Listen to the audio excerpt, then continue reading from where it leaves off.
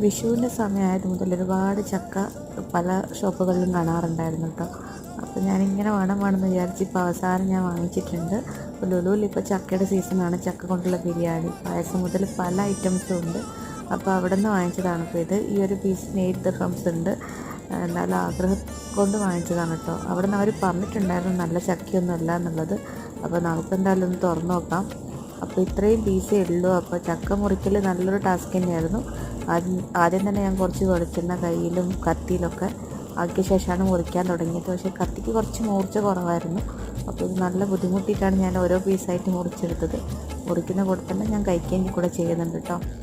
ചക്ക കഴിക്കുമ്പോൾ എന്താണെന്ന് വെച്ചാൽ അതിൻ്റെ കുരുവും കൂടെ നമുക്ക് കിട്ടുമല്ലോ. അപ്പോൾ അത് വെച്ചിട്ട് നമുക്ക് എന്തെങ്കിലും കറിയിലിടാനും കൂടെ പറ്റുമല്ലോ എന്ന് വിചാരിച്ചിട്ടാണ്. പിന്നെ നല്ല ആഗ്രഹം ഉണ്ടായിരുന്നു, കുറേ ആയി ചക്കയൊക്കെ കഴിച്ചിട്ട്. അപ്പോൾ ഇത്രയും ചക്കയാണ് കിട്ടിയത്. ബാക്കി ഞാൻ കഴിച്ചു.